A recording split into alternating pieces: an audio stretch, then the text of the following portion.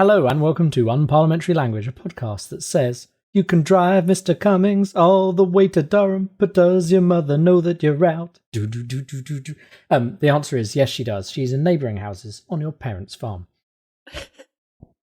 And how are you, Rob? I'm very well, thank you. How are you? All right, yes. A bit warm, but definitely all the better for having, arbitrarily passed round the sun for another 365 days. And then also had quite a long weekend because I decided to roll in my birthday day off alongside the bank holiday, because I totally forgot there was a bank holiday, because what even is time anymore? Right, I think usually about this time of year, I forget about this bank holiday because you have so many, and it's like, we don't really need this one. Put this one later in the year, but right now in particular, it's completely pointless. All of us with May birthdays are like, no, please keep our 2 bank holidays, please. Makes booking things for your birthday a lot easier. Oh no, as a summer baby, I'm just a lonely summer baby who had no. This is a sad note. You can put like a sad trumpet effect in here. But as I was a summer baby, like other people would have birthday parties and all their school friends would come because it was like school time and you had to.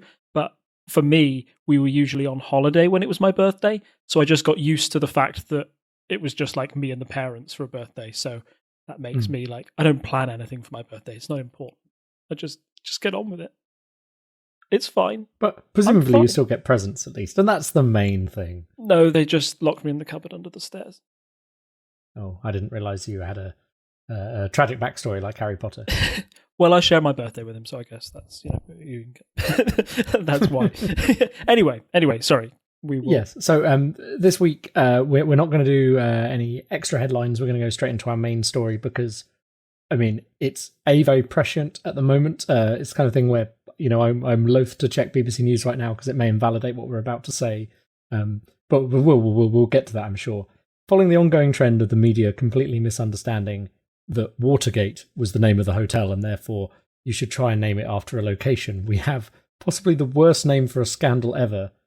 Cummgate. Do you want to tell us more about that, Rob?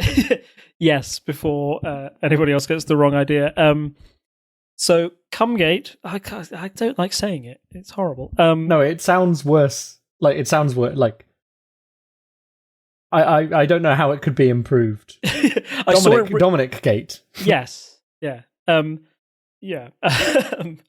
You must have been living in a cave to, not get some of this story, but it's the big one that's broken, that Dominic Cummings, one of the senior advisors to Prime Minister Boris Johnson, broke lockdown while he was possibly had coronavirus, or pretty much did. The story emerged on Thursday night that Mr. Cummings broke lockdown to stay up at his parents' property in Durham. That involved driving 260 miles without stopping, is what he claimed. And then, once he was there, he said that, the reason for going was to make sure that he had suitable childcare.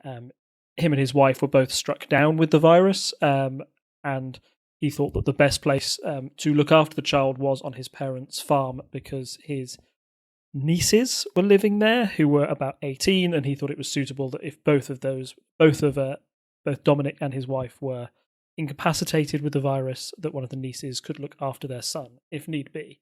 When this story broke on Thursday, I think it's fair to say everybody's a bit shocked because the headline, somebody, the government senior advisor, somebody who's responsible for the stay-at-home message, breaking that message to drive 260 miles, which is something that people had explicitly told not to do. People weren't told to go to second homes under any circumstance, or at least that's what we all believed at the time, kind of struck a nerve with a lot of people. And it's one of these stories that I think is a really good case study of how momentum builds throughout time and how public pressure affects the press, and then how that press coverage gets turned into real pressure on the government. Because, at first, I don't know about you, but this was a small story on my Twitter timeline. I didn't think much about it. It seemed like quite what you'd call a Westminster bubble story. One where it's like, oh, the politicos might care about this, but I'm not quite sure if anybody outside of the wider political world even knows who Dominic Cummings is and why that's important. It definitely didn't ping upon my radar earlier on, but also I must have missed it Thursday night, not been paying attention to Twitter. And then I had Friday off, so I spent all of Friday engrossed with my headphones on, playing a video game and doing some art stuff just to relax. So I was really not looking at Twitter. So I don't know if that's just because I wasn't paying attention, because there are a few people I follow thanks to you, like Robert Peston and people like that, who presumably are the kind of people who would ping up with stuff like that. I don't know if Laura Kuhnsberg posted about it at that time, but yeah, definitely the impression I get from listening to the coronavirus podcast and from reading like the BBC website, it seems like everyone kind of thought on Thursday, this is inside baseball, no one really cares, and just moved on, and that seems to have been misjudged by the government. Yeah, totally. It's maybe one of the big mistakes in this whole case is that the government just let it sort of settle and didn't do anything to respond to it. Cummings didn't come out and say anything against it. I think there were a couple of sources within Downing Street, which most people know at the moment means Dominic Cummings, but he doesn't say. Sources within Downing Street say this story is false, essentially. And there were a couple of reports that Durham police had got involved, and Number 10 Downing Street failed to say either way if that was true. By the time we get to Saturday, the story is now reaching most of the front pages, and it's getting clear that this story is not one that's going away. Before I go into the big details of how everything unfolded, I think there's a big reason why this story in particular has touched so many people, and that's because it's something everybody in the country is affected by what's going on, and everybody took that government advice, looked at Matt Hancock saying this is an instruction, it's not a suggestion. You need to stay at home under under all circumstances unless you actually have to go to hospital or you're a key worker. There were some very clear exceptions to that, but most people thought that driving 260 miles up to your parents' place was probably not within those guidelines. Well, I mean, at the time I was discussing with, I know some people out in Cornwall, I know people in various kind of holiday spots. Wales had a big thing as well, like this whole kind of fake tourism posters telling people to stay home, inspired by old like railway posters saying visit Wales, saying like don't visit Wales. I think we touched on that in the podcast at the time, but there was definitely like, this kind of, are people going to travel out here? And even just near Aylesbury, I know that people were saying, there's Londoners coming out here to enjoy themselves. They should be. This is before lockdown had like actually officially set in. So I think everyone was kind of hyper aware of the fact that traveling halfway across the country without a good reason was a very bad idea. Totally. And everybody's everybody's in the same boat. Everybody's made the same sacrifice to stay at home. So to hear that somebody right at the top echelons of power, he's not somebody who's been voted in, but it's quite well documented that he has at least influence over Boris Johnson and some major policy decisions. I know we haven't even really touched on who Dominic Cummings is, so maybe for the uninitiated, I'm sure you've heard about it in the past few days. So he's famous for being the architect of Vote Leave and many catchy 3-word slogans, including Take Back Control, which was used in the referendum, and then Get Brexit Done, which was kind of the big one from the recent 2019 election, where he advised Boris Johnson on how that campaign would be run, and was seen as somebody who was able to reach the parts of the country Conservatives couldn't reach before. So all those big northeastern seats that they won, Dominic Cummings would like to think, at least in his own head, that he was responsible for creating an image of a Conservative Party that would be elected up there, up against what he would term as a liberal metropolitan elite Labour Party. His words, not mine, but that was sort of the framing devices. And he's very good at framing these big clashes between, we're not the elite. You're going up against an elite, and he's not one of them, at least in his own head. So to see somebody who feels of it that way, and that, he is a man of the people, you would expect him to follow rules and not do this. So the matter of the fact that he'd broken lockdown and driven 260 miles up to see his parents, why had he done this? So on Saturday, the story starts to, the government realizes they have to respond, and you start to get the same story coming out from MPs on Twitter. Now, Twitter isn't the be-all and end-all, and usually, traditional media would suggest that you would put your story out through BBC News, etc. But there is this new policy of particularly the Conservatives and their ministers all getting a diktat from on high. There are a few tweets even going around that saying that this was what had come from the Conservative whip, who went round the ministers and said, "You're going to tweet this in support of Dominic Cummings," basically saying all along the same lines of caring for your wife and child is not a crime. Essentially saying that the reason Cummings had gone up was for childcare issues, and that was why, which led a lot of people to sort of go back and say, well, I had childcare worries during the same time. I'm a single parent. I was struck down, or both of us were struck down by coronavirus, and we had a young child, and we either A, didn't have the opportunity to go to another house, or B, it never even entered our minds that we could have broken lockdown to do something like that, because the government guidelines were so clear that we had to stay at home. I think he said it was his instinct to look after his wife and child, which I think a lot of people very validly pointed out is every father's instinct. And the rest of those people, who are in similar position, not necessarily this very specific position, but there were other people in similar positions who chose not to break the lockdown because they had been told not to. And as you say, didn't think it was even a thing that could be done. I mean, we'll get maybe into the technicalities of this as we move on. I think that's where it comes over as really bad, because it does seem like, oh, we just didn't tell you this was a thing you could do at that point. Yeah, or it was almost like information that was restricted to the very highest in government, that, oh, if you'd read all through everything, maybe you'll be able to find the loophole in there. And I've seen even people, Jess Phillips, who was one of the candidates for the Labour leadership election, she pulled out. She was saying that loophole was kind of designed to help people who are in abusive relationships, for example, to get out of that situation, and they would find help through government organisations. It wasn't really designed so you could do a jolly up to your second house or jolly up to your parents' home 260 miles away.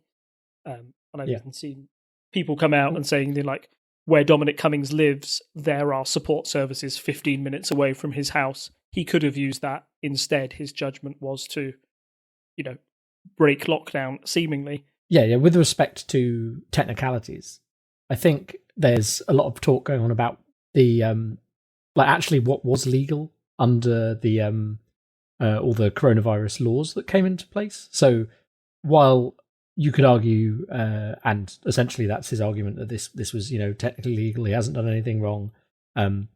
There's a difference between what is technically following the letter of the law and the spirit of the law, and also public opinion here is definitely turned against him. So it's kind of irrelevant if it was legal or not. Like, he may not get arrested over what he's done, but definitely puts the government on the spot having to deal with this. And we're going to go into that in further detail. Yeah. But kind of my metaphor I came up for this is it's a bit like that annoying rules lawyer character you get playing certain board games or video games, or, well, maybe not video games, like role-playing games, who it is all well and good telling you, oh, you can't do that, you can't do this because rule A, rule B. But then when it's their turn, oh, well, I've got rule C, which allows me to ignore that because of this loophole. And I think that's very much the impression a lot of people have got, kind of one rule for us and one rule for them. Yeah, totally. And that's where that was the position that we were in on Saturday, thinking that there had been this one trip up from London to Durham and then back again, but presumably when he was better. So to move the story on a bit, you have Grant Shapps, the Transport Secretary, does the daily briefing. Now, the daily briefing was kind of designed to be something that informed the public and kept them aware of the latest steps on, where we are in the coronavirus timeline. However, Grant Shapps really did seem out of his depth here, as all of his previous announcements that people shouldn't use public transport, etc., were kind of overshadowed by every media question being about Dominic Cummings, what he thought about the situation, blah, blah, blah. So you've already got this cranking up of the government realising how serious it is and that they should respond. Then, overnight, you get details of a second visit to Barnard Castle that have yet to be, that at that time had yet to be corroborated by either 10 Downing Street or Mr. Cummings himself. But it added fuel to the fire. All these ministers who come out in support and saying, this is a childcare issue. How is that second journey a childcare issue when it seemed to many like a fun day out to Barnard Castle and back? So I think, again, that's the more fuel on the fire that makes people go, whoa, this guy is really overstepping the mark. Because I think that first point, that trip up, I could see it argued that first trip up, for various reasons, I know you've said that there are the places nearby within 15 minutes where his children could have been cared for or things along those lines. But I think you could understand an argument for that first trip. And I understand it would also cause a political uproar. But I think that first trip is the bit where you could see people who are more like, might be more on Cummings' side initially, could say, oh yeah, I can see that. And you can argue about whether there's mental gymnastics going on to align that position with how the government has presented things. But I could understand people trying to say, oh, it was one trip, it was for an emergency, that kind of argument. That second trip just blows all of that out of the water as far as I'm concerned. Yeah, precisely. And that is where you start to see prominent backbenchers coming out saying, no, he's got to resign. The storyline is now all about Dominic Cummings and particularly that second visit. And I've seen these things a few times in my years and years of looking at, political stories. Usually this is the point where the minister, in most cases, is summoned to Downing Street. They're in there for an hour, and after an hour, the Prime Minister is announcing that they've had to sack said minister. So when things were going on Sunday and they said Dominic Cummings has been summoned, I thought, oh, this sounds like it's the end of it. Yeah, that's definitely how it appeared, because, as you say, story was kind of small on Thursday, picking up a bit on Friday when I wasn't really paying any attention. Saturday, there were already starting to be jokes and memes about it, and I know that we had some conversations about it amongst our group of friends. And then Sunday, it was very much like, oh, well, he's got to be gone then, right? Because there's going to be a press conference. Yeah, precisely. And, the fact that Boris would be leading the press conference as well, all kind of, you add things together. There's a reason why that's a reasonable assumption to make. It's because that's the easiest way for the government to get rid of this crisis. There had already been examples of two people previously who had broken lockdown rules, one in Scotland and one of the chief medical advisors. He's the one who went out to visit a lover, allegedly, and came out. And both of those had resigned pretty quickly off their own back. Yeah. The problem with Cummings is he's slightly a different political beast in the fact that I don't think there was any way on this earth that he would be resigning. He is not a man who resigns. You either have the guts to fire him or you put up with him. So they were in that meeting for 2 hours. 2 hours turned into 3 hours. Then you had the press conference with Boris Johnson, who announced in that press conference that schools would start to go back on June the 1st. I mention that because, personally, I think that was a big effort by the government to try and move the story away from Cummings and onto something that previously, before this story had broken, had been the hot button issue.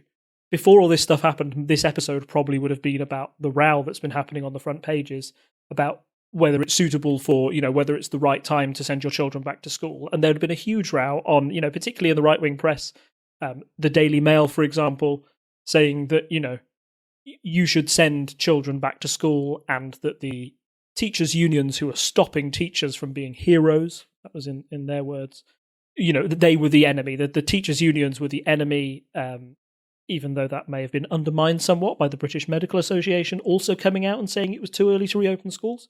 But that might be by the by at this time.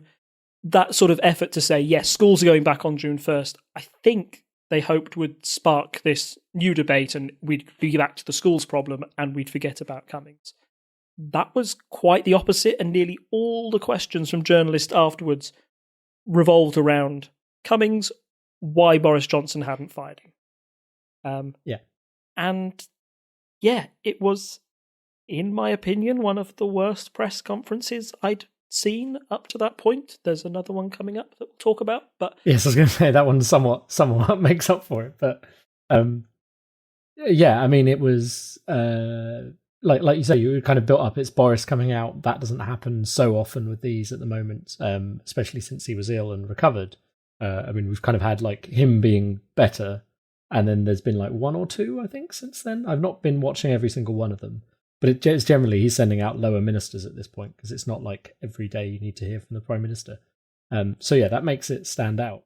So basically Boris comes out and is defending Dominic Cummings, which is not at all, as you say, like people who watch, all the political pundits, people who watch politics closely were expecting this to be a firing. And then here comes Boris using a lot of his own personal political capital to defend someone who is now in the eye of the press and the nation has done a bad thing. Yeah. And his reasoning didn't seem to make much sense at the time. And what I mean by that is that he kind of said, oh, I've spoken to Dominic and I believe Dominic. So, and I don't care what you've got to say. That's why I'm sticking by him. Which seemed to really misread the mood of the room, the journalists, and perhaps the entire country about how people felt. And even more, that journalists were pressing him saying, don't you think this undermines your stay-at-home message or what you did before? Doesn't it undo all your good work? Boris Johnson's just kind of up there going, no, he acted reasonably and legally. And then when people tried to follow up with questions about Barnard Castle in the second trip, the Prime Minister refused to answer any questions on that. He just deflected and moved on. Just to clarify there, was Barnard Castle known to be... Was it rumour at that point, or was it 100% known that Cummings had gone there and done that when he was dodging those questions? It was rumour in the sense of that the government had failed to clarify whether he'd been there or not. Cummings hadn't said it or not, but people had started to report on it, doing it that way, but nobody had corroborated that. So that's something where Boris Johnson said in his own statement back, he said that some of the things that have been reported in the media are false, but didn't stress what was false. So is it possible that that was false or not? The fact that he was refusing to answer those questions only led to more questions. And that's the big problem that the government had throughout this entire crisis, is that their refusal to answer things only led to more curiosity and people wanting to drill deeper into the reasons, which is why I think you have the next stage, which is Cummings having to say, look, I'll come out and give my side of the story. So Boris kind of has that awful press conference, and the response on that, at least on, I'm saying on Twitter, but, Twitter is particularly useful for these type of events. You have, breaking news and people of, great importance being able to give their side of the story or what they think of it. I think most notably you had sort of like bishops saying that, they believed Cummings had acted in a morally wrong way that had undermined the guidance. From a scientific standpoint, you had people who said they were members of the SAGE group. That's a group that advises the government on that stay-at-home message, and they felt that all their hard work had been undone by a prime minister essentially trying to defend one man. And then when by the time we get to Sunday morning, you get the papers going in for them. And, you get your usual suspects, as in The Guardian and The Mirror, the ones who had initially broken the story, saying that they felt the conference was particularly misjudged. But more importantly, you have the Mail on Sunday with a particularly scathing editorial on their front page. So this is the Daily Mail. Headline is, "What planet are they on?" So you don't expect the Daily Mail to suddenly turn on the Conservatives like that very often. And do you want to just read the Daily Mail comment? I don't know if you can zoom in, but that's an editorial comment, but I think the Daily Mail comment before linking to more on that article is, "In the clearest way, Dominic Cummings has violated the spirit and letter of the lockdown. In doing so, he has given every selfish person a licence to play fast and loose with public health. Boris Johnson says he totally gets how the public feel about this. Clearly, he totally doesn't. Neither man has displayed a scintilla of contrition for this breach of trust. Do they think we're all fools? For the good of the government and the nation, Mr. Cummings must resign or the Prime Minister must sack him. No ifs, no buts. Yeah, I mean, that's stern words from the Mail. Yeah, they don't mince their words, and there's a significance that it's the Daily Mail in the fact that it's harder for the government or the usual suspects to tout this as a left-wing mainstream media going against them. The Mail is one of the Conservative Party's longest supporters, and I saw people on Twitter that night saying, sorry, I feel like I've seen people on Twitter saying that too much this episode. I mean, there's a lot of people on Twitter saying a lot of things. Yeah, no, there are. One of the comments was that if you ever have The Guardian and the Mail agreeing on something, you should resign immediately, basically. Just for some historical insight, the Mail, as we know, is generally pro the Conservatives, but does this line up with any particular things in the kind of collective memory, like around the end of Thatcher's time or maybe John Major? Did they have a similar scandal of where suddenly they lost the newspapers behind them? Nothing that immediately springs to mind, but I think it's common when you have ministerial scandals or things that are very legally wrong that the papers do tend to round on everybody at the same time.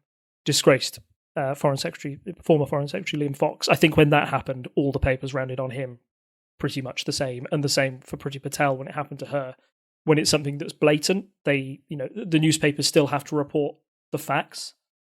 And if somebody's done something incredibly wrong that seems to undermine democracy, all of that jazz, there are some lines that you don't cross, and the papers will go after that. And it's also been mentioned that papers don't really tend to take on campaigns that they can't win, particularly the Daily Mail, which is seen as quite a populist paper. I don't think they would be running this front page unless they thought those were the feelings of their readers. And from the content that was described within, I know that there were like 2-page spreads of people giving their personal stories about why they felt it was wrong. And they're all Daily Mail readers, which you would expect to be on a certain part of the political spectrum, quite different to Guardian readers, etc. So, yeah, it clearly rubbed a lot of people up the wrong way. And the fact that you've got the Mail doing it, I think, is the real standout there. And that was the thing that had people going, oh my God, they've lost the Mail. How can you do that? Where do you go from there? So yeah, so with things that bad, we get the news that on Monday, Dominic Cummings would hold an unprecedented press conference. And it's unprecedented because special advisors should never be the story. They should always be the ones in the background. If you start to become the story, traditionally that's when you would resign, because you don't want to be seen to be overshadowing the person you serve, who in this case is the Prime Minister. Did you get time to watch that in all its glory? I know I waited for it long enough. I didn't watch it at the time. I have not watched the whole thing because, as you say, it was over an hour long. But I have seen the key moments, and I've also heard the key moments on in podcast form via various podcasts. So yes, I think I've covered the main bits, but it's possible there's some minutiae I haven't paid attention to because I just didn't want to sit down and watch an hour-long press conference. Which, I mean, I think that's part of what we're doing here, right? Like, between the two of us, we will watch these things and try and summarize for people who don't have the time. Oh, yeah, totally. Yeah. So it was, one, quite bizarre. It was delayed, which some people said didn't really feed into the, there's a perception that Dominic Cummings is, he feels that he is elite above everybody else. So making everybody wait 20 minutes is very Dominic Cummings. So it wasn't the greatest start. Also, there was some weird noise in the background for the first 10 to 15 minutes, which sounded like somebody doing weird things to a violin. People mentioned that it was like Christopher Nolan had done the soundtrack for this for this press conference. So it was really weird. So there's lots of little distractions. But basically, Dominic Cummings came out, gave his timeline and events, and said, I don't think I've done anything wrong. I knew I had the virus, but I didn't make a stop on that 260-mile journey. I stayed there for 14 days. After 14 days, my trip to Barnard Castle was, and this is where it starts to fall apart a bit, he said that his vision wasn't that great, so he wanted to go out for a test drive to see if he could do the long journey all the way there. That's fully weird. And I mean, the memes again are excellent because there's should have gone to Barnard Castle with the Specsavers logo. But yeah, again, I think this is the point. That first bit, if you really massage the message, that first bit, you can say, look, went there, didn't interact with anyone on the way, stayed there for 14 days in isolation. I think he specified that like the house he was staying in was at least 50 meters from the other houses. I mean, I don't know how big this estate is, but it's probably like, like a large farm or something by the sounds of it, with several buildings. So yeah, I think you could convince people. It's still going to be a tough ask, but I think you could explain to people that bit. And then this bit was just bizarre, where he's talking about, oh, I wasn't sure I could drive home 260 miles because my eyesight had gone funny because I'd had coronavirus, which, may well have been a symptom he saw, but you don't go, oh, I can barely see, I'm going to go drive somewhere. I think the joke we saw just before we started this conversation was a policeman pulling someone over saying, oh, I'm sorry, sir, you appear to be drunk. Oh, well, I just wanted to see if I could drive while drunk. Like, that argument doesn't hold any water as far as I can see. Yeah, precisely. And the fact that he drove with poor eyesight with his wife and child in the car suggests maybe that, if your childcare was your ultimate concern, why would you drive when you couldn't see? Yeah, exactly. Other people it's say... very, well, not hypocritical, that's the wrong word. It's very contradictory to itself. Yes, yeah, precisely. And other people kind of saying, like, why didn't your wife drive? Is she capable of driving? And people have said from Spectator articles that she's written, it shows that she clearly is. That was another sort of side point to this whole thing. Both of them had written articles as part of the Spectator about their experiences with coronavirus. Oh, their life in lockdown. And neither of them had mentioned that they were in Durham at the time of writing, which some people saw as slightly duplicitous. This is obviously something that they wished to hide. If you've got nothing to... Other people were saying, if you've got nothing to hide, well, why didn't you tell the Prime Minister of it? That's something that Cummings also said, that he felt he didn't have time and he didn't feel it was something to bother the Prime Minister with, essentially, because the Prime Minister's time was very precious, and it was a time where the Prime Minister himself was suffering from coronavirus. He did mention that he mentioned it to the Prime Minister when they were on the road to recovery, but neither of them remember that conversation, which again is another one of those red flags of, did it actually happen? The frustrating thing about the Barnard Castle eye test thing is that was something that's only really come up after the fact. As I was watching the press conference, none of the journalists picked up on it. The big thing that they wanted to do, or the message at the time, was A, did Mr. Cummings feel any regret over his actions? And B, did he feel that he had undermined an important public health message, one that he had had a part in writing? And the answer to both of those questions from Dominic Cummings was, no, I'm not going to apologise, and no, I don't think I've undermined it, which was kind of met with, an incredulous reaction from the media reporters there, quite justly. I've never seen Laura Kuenssberg so angry at somebody.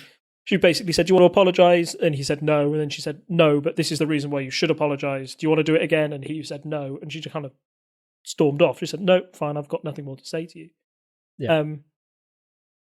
And the fact that I saw on BBC News later that, essentially the headline was something along the lines of Cummings refuses to apologise, that'll be the next thing that I think is sticking in everybody's, minds, that this man is unrepentant. Now, clearly you could argue that he feels that he's done nothing wrong, and that is the side of the story that the government is taking. The government said, if he's done nothing legally wrong, why should he apologise? But for everybody else, there's a much more human side and, the spirit of the law and other things around it, which he doesn't seem to want to recognise, or he won't apologise because he fears if he does, then he'll be forced to resign. It's a really odd scenario, but I don't think that it did a lot to...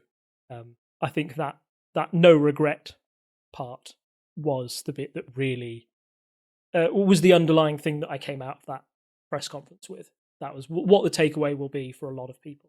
I think just to add on at the end there, that point about him saying, oh, well, he doesn't think he's done anything wrong. And again, this is maybe like technically correct is the best kind of correct. But, if you're always being technically correct in arguments with your partner, you're probably not going to keep that partner for very long. Like, this is a thing we've all dealt with in real life, in real situations where, being right all the time is not a thing that keeps you friends.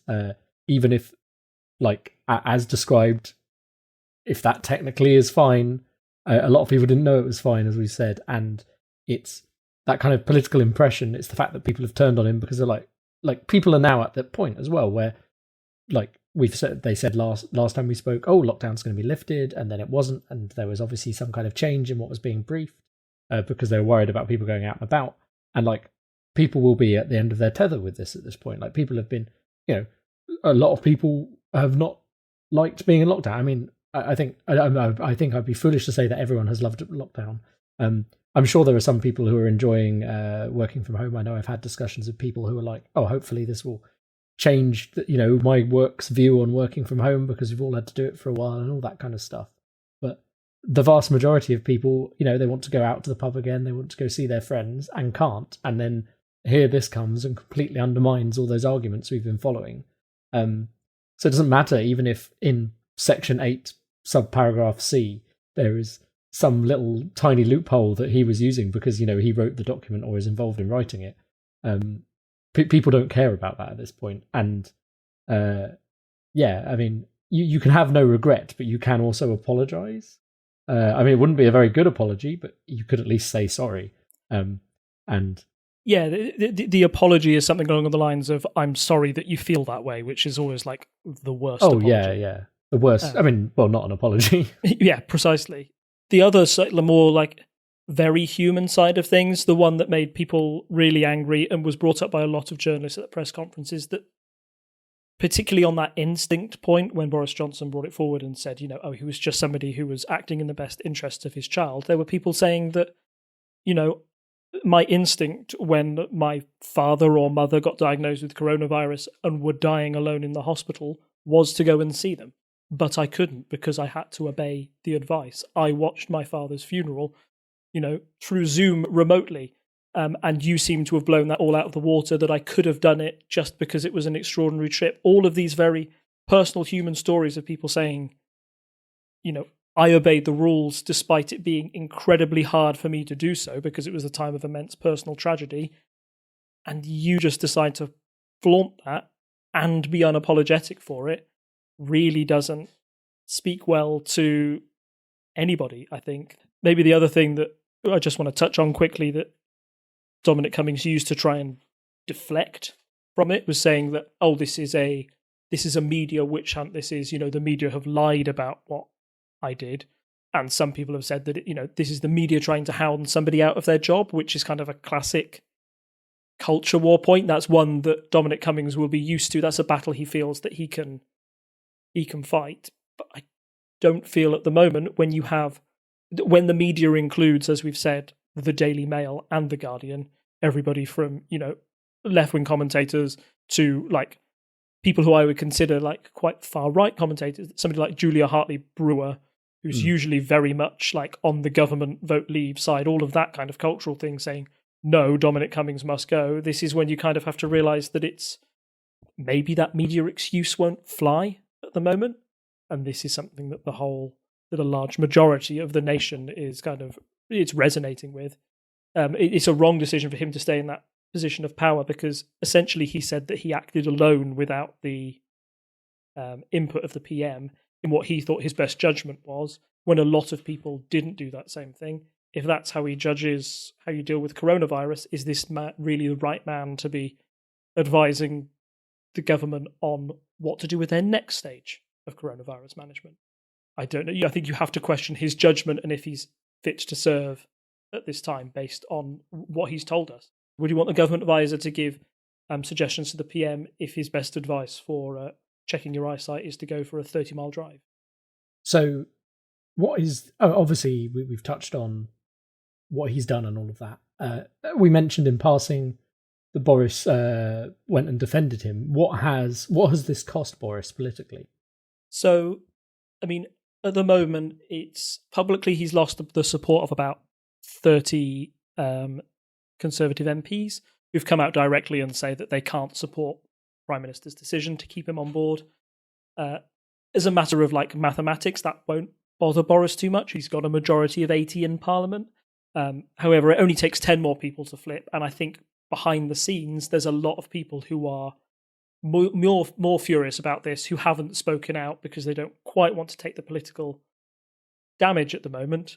If Cummings does stay in power, then of course, Dominic Cummings is the man who made the decision to chuck out a load of pro-Remain Conservative MPs when Boris was leading that minority government. So it's clear that that section of the Conservative Party has a lot of power.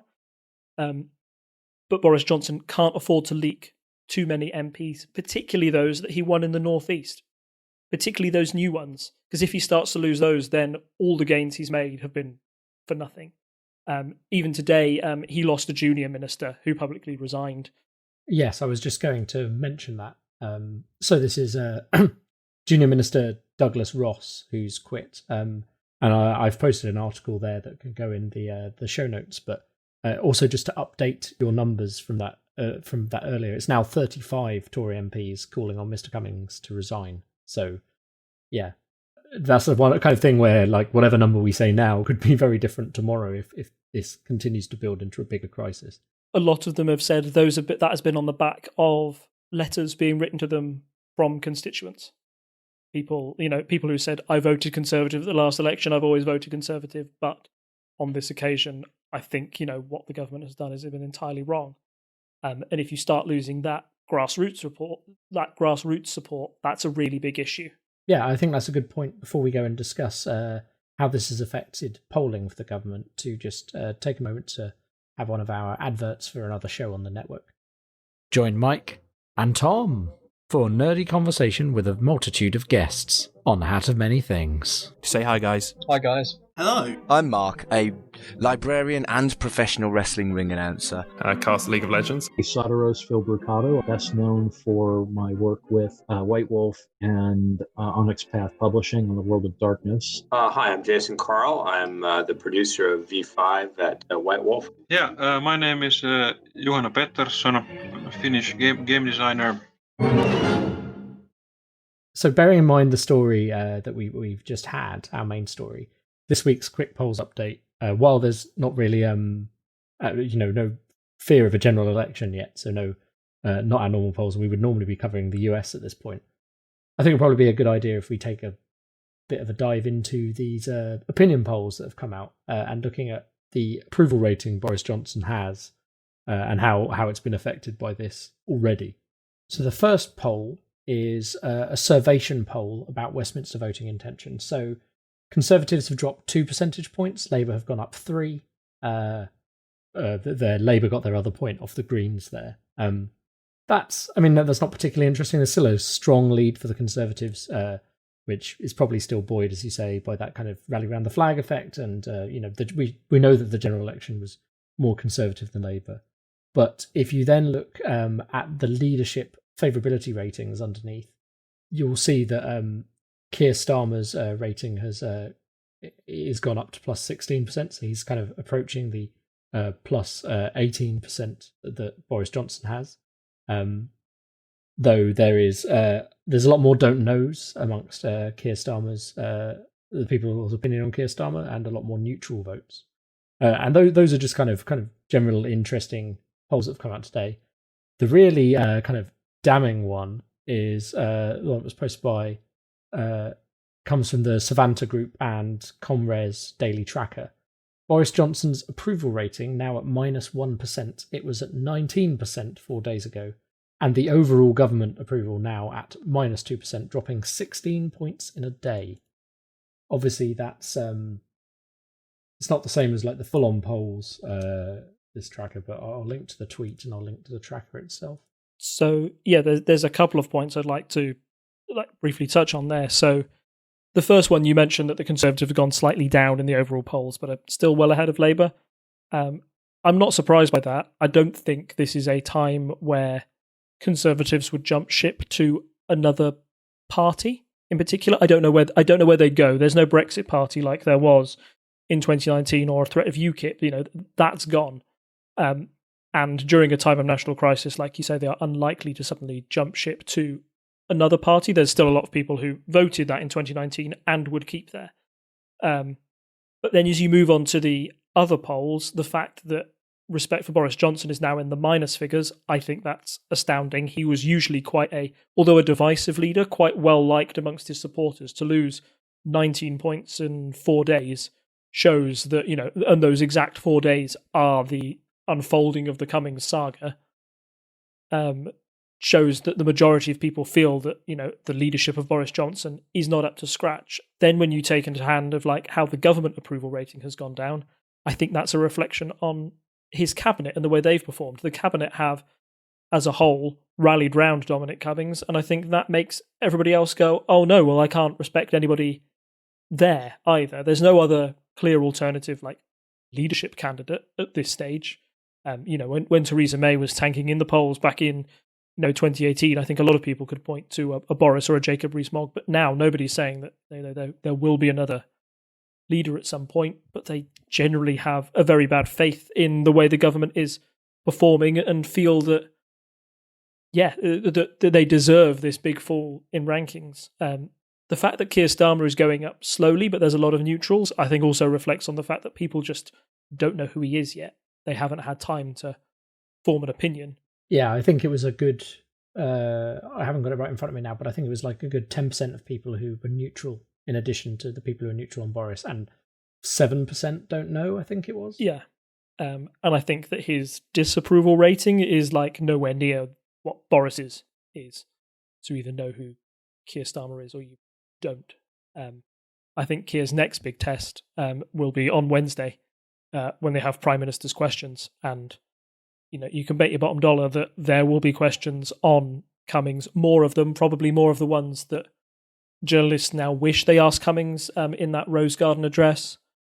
And that might be, I'm not saying it's make or break for Keir Starmer, but it certainly will be another significant test for the government and how they navigate that. And if they are seen to have been, I'd say that the government just comes across as not caring very much at the moment on a personal level, and it's that lack of empathy that's getting to a lot of people.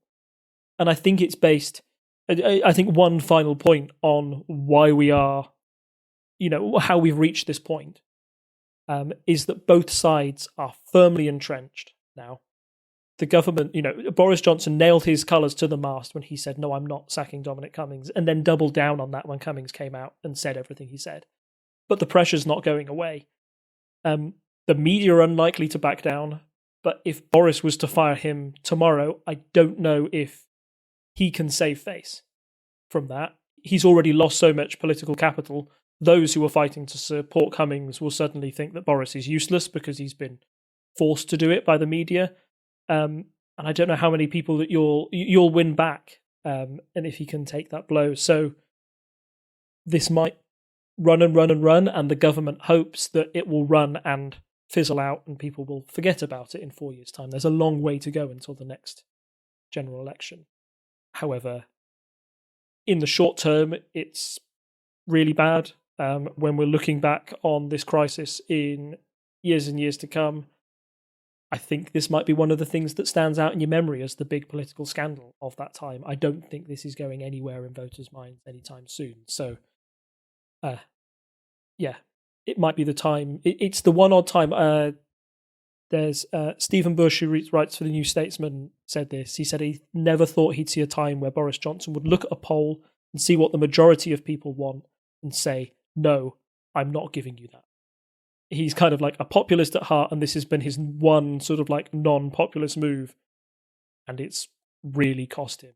And it will take, in my opinion, it will take a lot for him to recover from this. If that's time or other political things that he has to put in place, that's yet to see. But it's been hugely damaging for the Prime Minister and the Conservative government.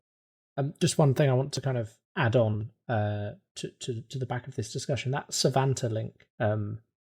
Savanta are the people who I believe own Comres, and that's where this information came about. If you look in that data, the very first chart they have is your worry about COVID-19 over time.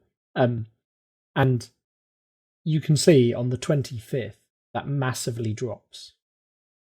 And I mean, I may be drawing a conclusion that the information doesn't fully support here. I don't know, but it does. Like, what big news story has there been recently? I mean, I don't think that's purely the effect of the bank holiday making people go outside and be a bit more like, ooh, it's not so bad.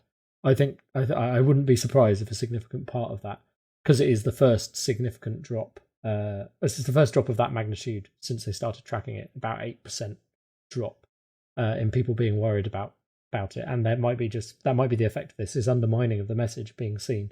That's definitely a chart to keep an eye on over the next few days to see if it stabilizes and if we can maybe draw some conclusions from it.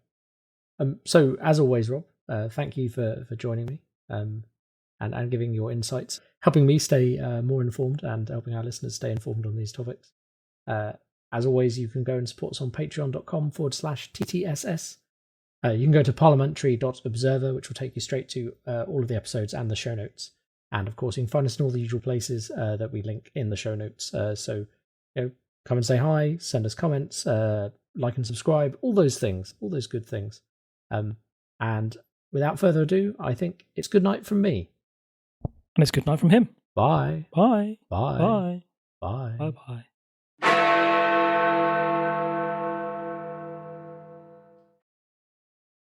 Hello and welcome to Unparliamentary Language, a podcast.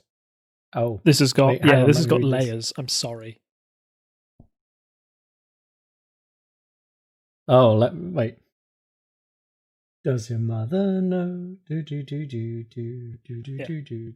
Well, you can drive up to Durham. Da, da, da, da, da, da. Does your mother know that you're right? Do, do, do. That's the bit. Yeah.